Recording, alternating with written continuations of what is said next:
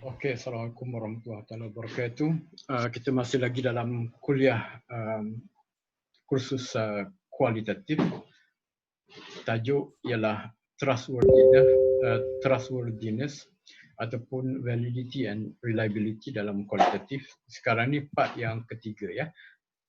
Okey, untuk part yang ketiga ni saya akan sambung apa yang telah saya terangkan sebelumnya. Okey, iaitu saya telah menyatakan bahawa ya, untuk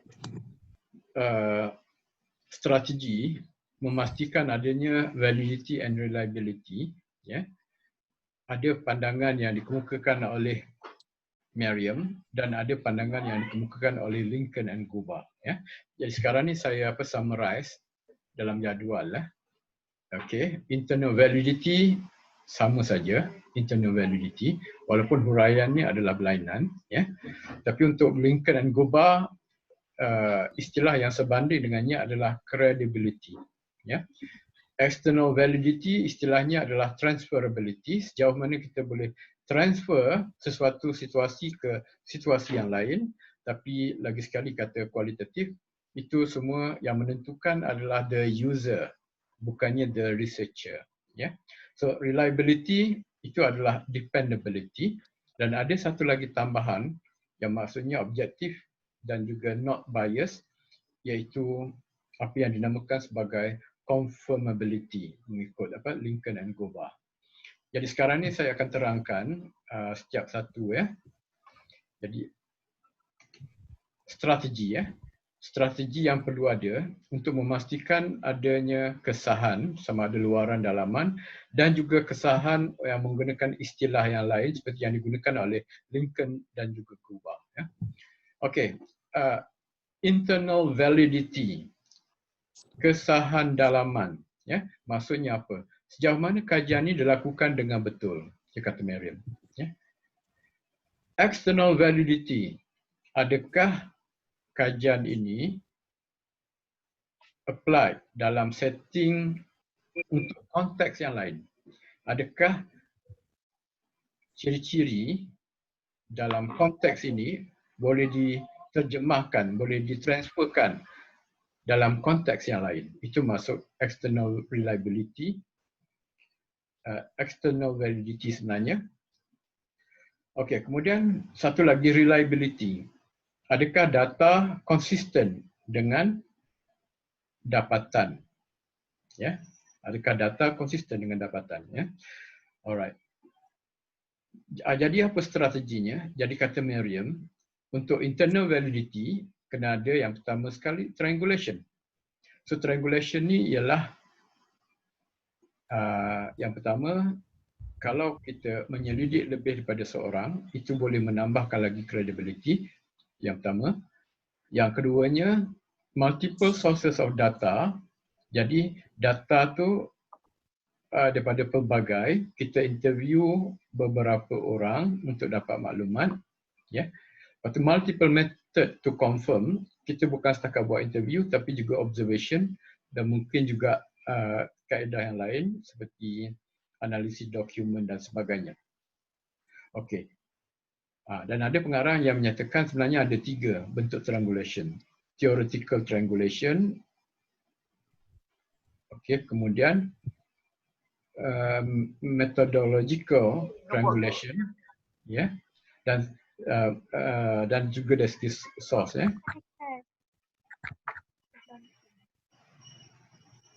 Okey, source of data triangulation. Okey, kemudian strategi yang keduanya adalah member check. Maksudnya kita check data yang kita ada tu dengan orang yang kita interview. Ya. So harap semua boleh faham apa yang dimaksudkan sebagai member of that interview session.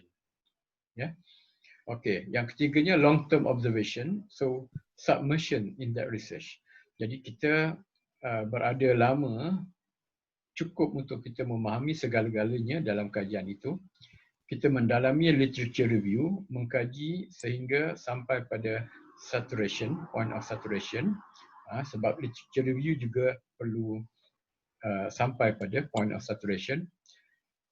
Okey, dan kita mengenali orang-orang yang konteksnya kita kaji, mengenali mereka. So bila kita interview, kita akan dapat trust, kepercayaan, dan mereka dapat menceritakan banyak perkara sedalam-dalamnya. Okey, kemudian ada peer examination. Kita bertanyakan kepada rakan penyelidik, ya, rakan sama ada supervisor, ya, ataupun mungkin tim dalam tim kita yang terlibat sama-sama dalam kajian tersebut. Jadi kena selalu bertukar-tukar pendapat, bertanyakan pendapat mereka, adakah interpretasi kita tepat, ya. Okey, dan kemudian 6, yang ke 1, 2, 3, 4, 5, yang kelima, researcher bias. Maksudnya kita dalam laporan kita kena declare kita misalnya kita beritahu, ya, kita mengkaji pesakit kanser dan kita ada ahli keluarga yang mengidap kanser, jadi kemungkinan perspektif kita dipengaruhi oleh situasi yang seperti ini. Itu contoh dia, ya. So kita clarify bias yang ada. Okey, kemudian external validity. So apa strateginya? Jadi kata Merriam, strateginya adalah bila kita menulis pelaporan, dan even sebelum pelaporan lagi mungkin kita ada nota lapangan dan sebagainya, kita tulis seterperinci mungkin menggunakan pelbagai cara, menggunakan kita menulis kembali handwriting ataupun mungkin type, ya. Kita ambil gambar supaya kita dapat gambaran yang jelas, ya. Kadang-kadang kita macam ni, kita dapat satu maklumat, lepas tu kita fikir kita tu ini je, saya ingat saja dekat minda kan. So jangan percaya itu. Sebab apa? Sebab nanti lupa. Ya. So kita kena catat. Tapi kalau kita catat mungkin tulis saja, kita dah lupa dah gambaran dia macam mana. So kena ada gambar.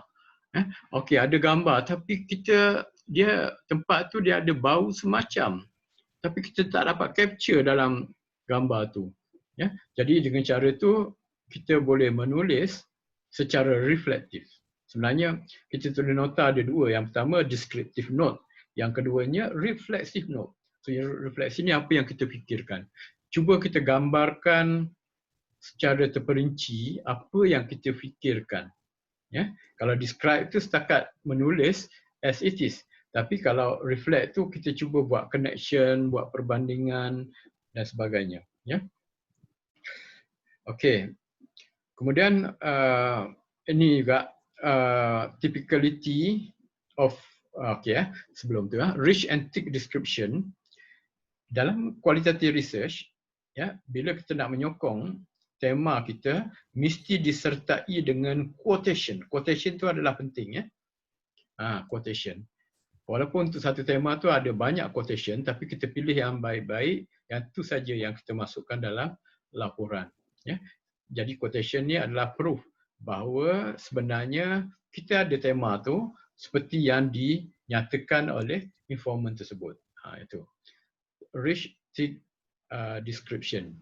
Dan of course bila kita ditanya masa viva tu kita boleh menjawab dengan lancar, dengan terperinci. Ya.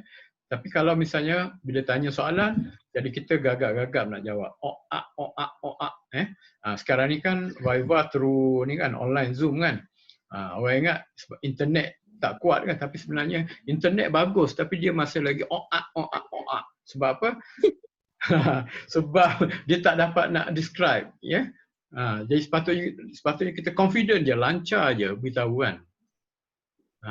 Sepatutnya lancar saja sebab kita ada maklumat, kita memahami, so kita boleh lakukan, ya. Okey. Jadi kita nak macam itulah. Kita boleh gambarkan seperti yang diceritakan oleh informant. Okey, kemudian typicality or model kategori. So yang ni kita boleh memikirkan dari segi sejauh mana sesuatu program itu, sesuatu event itu ataupun sesuatu individu itu mempunyai ciri yang typical. Ada commonality dia. Ya.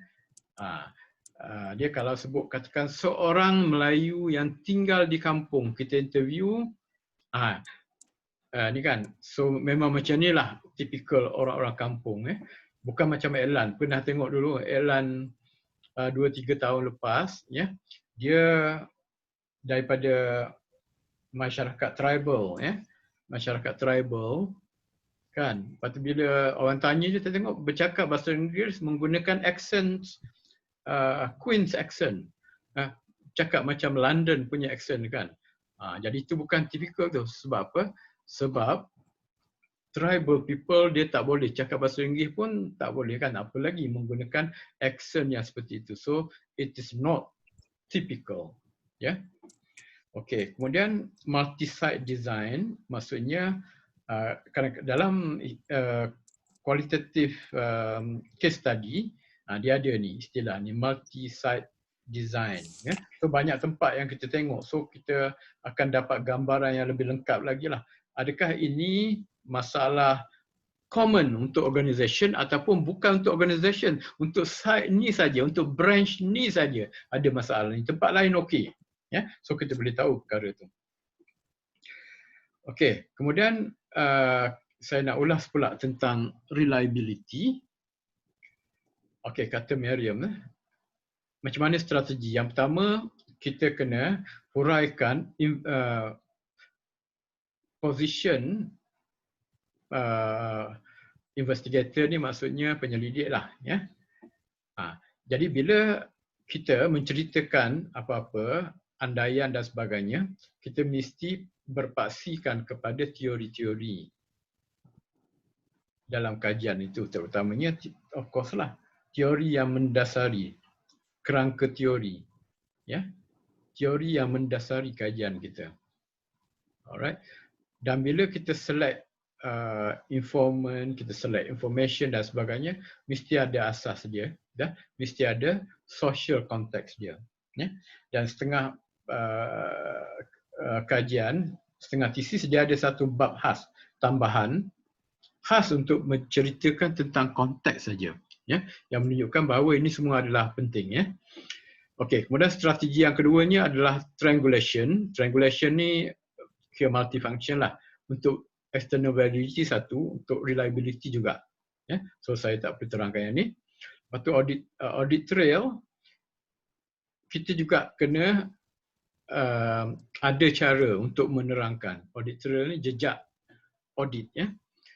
Bagaimana data itu dikutip, bagaimana kita dapat come up with categories, themes dan sebagainya, apa yang kita lakukan dan macam mana how decision were made. Jadi kita boleh terangkan itu semua, ya. Okey, kalau tak ada asas yang kukuh. Jadi kita tahu apa yang kita buat dan boleh terangkan pada lain dan siap dengan alasan sekali, dengan reason sekali. Alright, so ini cuma itulah cara kita nak mengingat, ya. 4 perkara yang 4 strategi yang disebutkan oleh Lincoln and Guba, iaitu credibility, transferability, dependability, confirmability. Ya, cara nak ingat, credit transfer depends on confirmation. Ya, bila kita nak tukar kredit bergantung kepada itulah pengesahan, ya. Jadi kita boleh tu credibility, transferability, dependability, confirmability. Alright, sekarang ni kita tengok pula Lincoln and Guba sebenarnya dia banyak strategi yang mempunyai persamaan dengan tu kan, majority of them. So ini saya cuma tunjukkan yang ni sajalah, yang berlainan. Okay, so trustworthiness ikut Lincoln and Guba. So yang pertama credibility, dia sama dengan internal validity. Transferability, sejauh mana dapat transfer pada situasi lain, external validity. Dependability, itu adalah reliability. Confirmability, maksudnya objektif dan tidak bias, ya. Alright, so kita pergi pada ni, credibility. Kata Lincoln and Guba, untuk memastikan credibility itu ada, bahawa kajian itu menunjukkan ke arah kebenaran. Yang pertama sekali, terlibat secara mendalam dan juga terlibat dalam tempoh masa yang agak lama, ya. prolonged engagement. Okay, peer debriefing maksudnya outside staff ini, maksudnya pakar yang tidak terlibat dalam kajian tapi dia adalah pakar untuk memberikan input terhadap interpretasi penyelidik. Triangulation kita dah sebut tadi, member checking dah sebut, kemudian negative case analysis.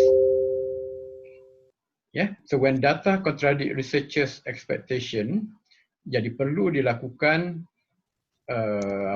interview sebagai contoh untuk golongan yang bertentangan dengan golongan itu untuk melihat apa sebenarnya data yang ada. Contoh saya dah bagi tadi. Okay, transferability, seorang penyelidik itu dia kena terangkan dengan sejelas-jelasnya apa yang berlaku menggunakan pelbagai metod mengikut kreativiti masing-masing. Okay. Jadi biasanya kalau guna video ni dia punya fidelity adalah tinggi, cuma masalahnya kalau kita guna video orang takut untuk bercakap. Jadi itu masalah tu pula kan. So maksudnya cara yang terbaik ialah itulah pelbagai metod yang kita gunakan dan tak lupa juga our own reflexivity. Kita kena tulis benda tu semua, kita kena rekodkan. Dia macam ni kan, kadang-kadang idea datang secara tiba-tiba dan masa tu kita tak ada pen. Jadi macam mana nak tulis? Sebagai qualitative researcher, kita macam saya dulu akan ada itulah recorder, mini recorder yang kecil. So bila ada idea je tekan dan bercakap. Jadi sekarang ni zaman yang kita ada social media ni, kita ada handphone kan. Make sure handphone tu kita install sound recorder. Sound recorder tu kan, kalau ada apa-apa idea yang terfikir, tak sempat nak tulis dan sebagainya, just cakap aja, tekan kat situ kan. So dalam ni, Telegram pun kita boleh guna. Saya selalu guna Telegram untuk buat catatan. Sebab apa? Kadang-kadang pen tak ada kan. Dan Telegram tu apa kelebihan dia? Ni WhatsApp tak boleh buat. Telegram ni kita boleh tulis nota, lepas tu kita boleh edit. Telegram tak boleh buat.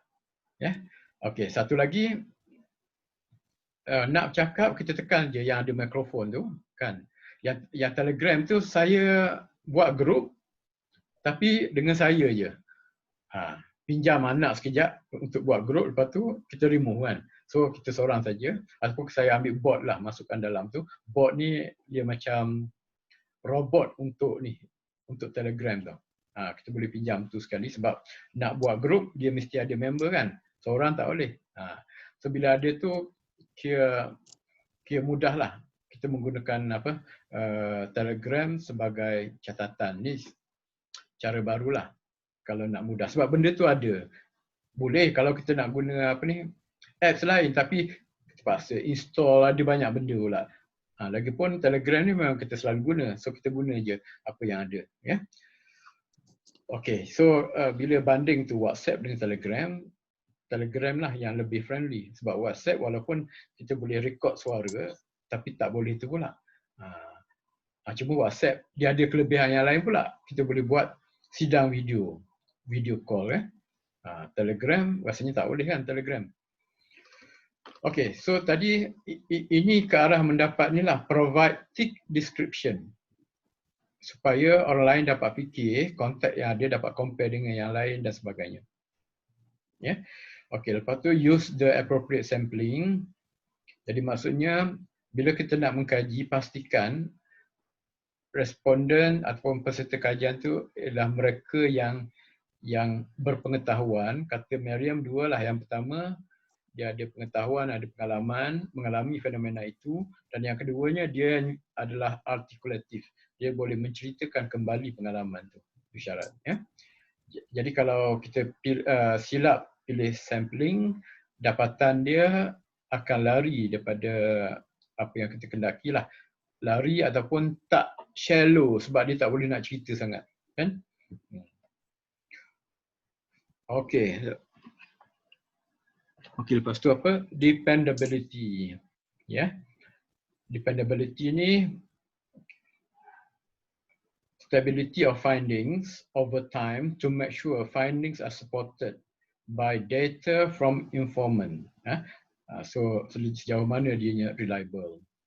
Jadi kata Lincoln and Guba mesti ada audit trail, mesti ada peer examination. Saya pun dah terangkan tadi. Cuma Lincoln and Guba kata ini lebih kepada dependability. Alright, confirmability, the degree to which the result could be confirmed or corroborated by others. Sejauh mana dapatan kajian ni dapat di-verify, ataupun disahkan oleh orang lain. Jadi ada dua. Yang pertama, kita membuat personal reflection yang direkodkan, sama ada bertulis ataupun kita rekodkan menggunakan voice note ataupun video. Okey. Sebab apa? Sebab nanti kita boleh rujuk balik dan kita dapat connect dengan dapatan yang kita ada. So maksudnya kita nak kata this tema ni adalah penting kan? Jadi penting sebab apa? Supported daripada apa yang kita rekodkan. Jadi ada buktinya. Just imagine lah kalau supervisor tanya ataupun examiner tanya, awak kata tema ni penting. Apa buktinya? Jadi reflective journal tu adalah salah satu cara yang kita boleh gunakan untuk kita menunjukkan bahawa perkara ni adalah penting. Selain daripada itulah data-data lain dalam bentuk statements dan sebagainya.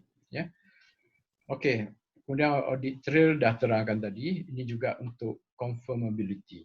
Right? Okey, jadi tadi saya tunjukkan video yang mana tadi yang ni kan, saya tunjuk yang ni pula sementara masa yang ada. Okey, jadi saya akan stop ni sebab kalau saya masuk YouTube video ni ada orang akan claim copyright sebab ada video orang lain dalam ni. Okey, tunggu saya ni stop pause recording sekejap. Okey, so ini adalah macam mana kita report dalam thesis kita. So yang lain tu sama. So yang besar ni ini special untuk kualitatif Dia ada kesahan dan kebolehpercayaan, dan di bawah kesahan dan kebolehpercayaan kita bagi pada 3 kesahan. Kalau kita ikut Merriam kesahan dalaman, kesahan luaran, kebolehpercayaan. Okey. So ni itulah yang strategi tadi tu, yang triangulation, apa lagi? Peer checking, so kita masuk sini exactly apa yang telah kita lakukan untuk mencapai kesahan dan kebolehpercayaan. Kalau kita menggunakan Lincoln and Guba, kita tengok yang biru ni.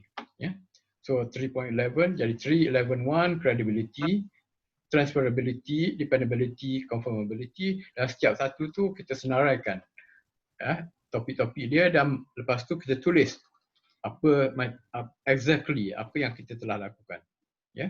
Okey, jadi itu laporan. Okey, jadi kita tulis, jadi ini untuk kuali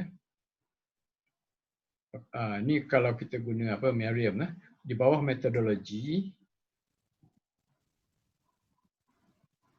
Okey metodologi. So metodologi sebelum ni ada lagi perkara lain kan. Tapi kita ambil ni saja, bermula daripada validity, terangkan 3 perkara dan apa strategi dia. So lepas tu limitation, decision bias, lepas tu kita report pilot study. Okey, lepas tu internal validity kita terangkan triangulation macam mana, member check macam mana, long term observation, peer examination, researcher bias macam mana. Lepas tu reliability pula. Triangulation, audit trail dan sebagainya. Okey, lepas tu external validity, dia terbalik sikit, sepatutnya reliability kemudian. Okey, rich thick description, okey, typicality, multi-site. So kita kena rich apa yang kita buat untuk mendapatkan data yang secukupnya, supaya kita dapat terangkan dengan terperinci. So kita beritahu alright. Kemudian ini lain, so validity, so dah habis. Limitation, ni cuma contoh-contoh sajalah. researcher bias. Lepas tu pilot study, sebab pilot study pun mungkin ada kaitan dengan tu validity and reliability in term of qualitative, supaya lebih mahir lagi lah pengkaji tu dapat mengetahui keadaan sebenarnya, dia belajar analyze dan macam mana, ya. Alright, so nanti saya bagi slide ni, nanti boleh tu create link. Ini Miriam kata, okey, sebab orang kuanti duk tanya, N tu sikit je, valid ke kajian ni? Right? Okey, jadi kita dah nak habis dah. Lebih kurang 5 minit lagi. So saya buka semua untuk soalan. Tapi sebelum tu boleh tu tak? Untuk kehadiran anda buat macam ni ya. Untuk kehadiran boleh tak setiap orang beritahu nombor metrik dan juga nama dan on camera ya. Unmute dan juga on camera. Dan saya akan jemput seorang-seorang. So nanti bila saya buka balik rekod, saya dapat catat kehadiran. Okey, saya jemput ni dulu.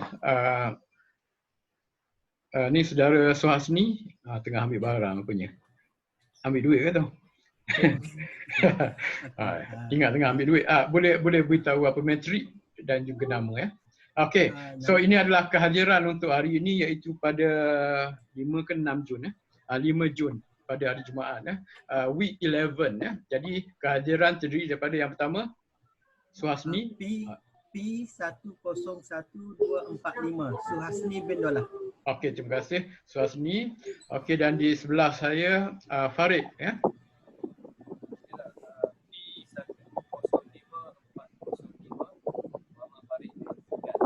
Okey, terima kasih Farid.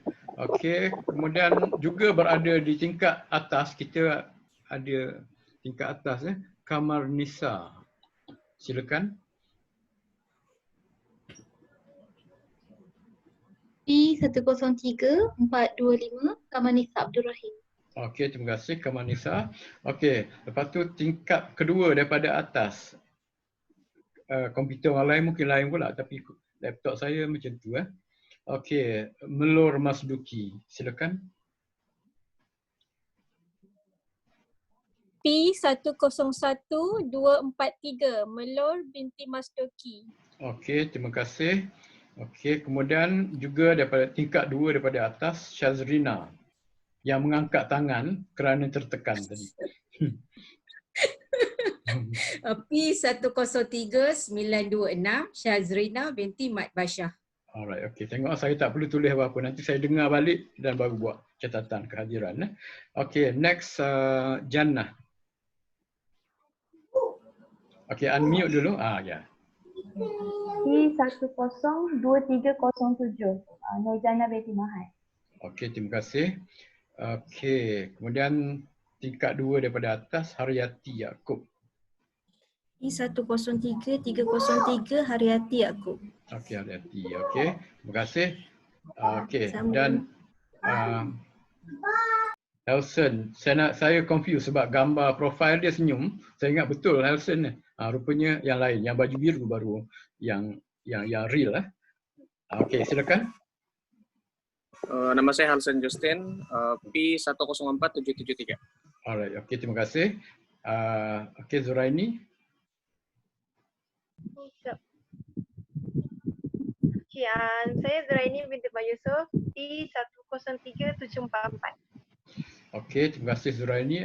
Ada yang tak hadir ke hari ini? Kita berapa orang semua? Satu Ria dah terkeluar. Satu Ria. Dia apa? Line dia memang tak berapa okey tu. Oh, dia dekat mana? Tapi kita tahu kan? Tadi dia ada dalam kelas. Alright. Okey, tapi saya tak ingat nombor dia, tapi saya nak confirm Saturia memang hadir walaupun dia tidak ada ya. Okey, terima kasih semua. Jadi untuk menghabiskan, ada berapa minit lagi ya? 1 minit lagi. Ada soalan? Ada soalan tak? Tak ada. Tak ada Okey, tak ada soalan, bagus. Tapi kalau tiba-tiba datang soalan, terus ambil smartphone, type dalam tu, Telegram Alright, jadi kita akan berjumpa pada minggu depan. Kalau ada latihan kuis mudah saya akan masukkan. Seminggu depan nak apa? Mixed Mixed mixed method. method. Okey, dan juga kita akan uruskan ni juga yang apa ni, perbentangan. Perbentangan tu saya ingat minggu 13 saja, minggu 14 mungkin tak ada kot kecuali ada pensyarah yang tak available. Sebab apa? Sebab kalau kita satu pensyarah dalam 3 ataupun 4 orang, so boleh habislah satu hari kan. Boleh habis satu hari. Pembentangan tentang apa tu doktor? Okey, pembentangan ni tentang kajian yang nak dilakukan. Anggap ni sebagai pra-usulan ya. Pra-usulan digalakkan buat secara kualitatif. Tapi kalau nak buat tu pun tak apa, tak ada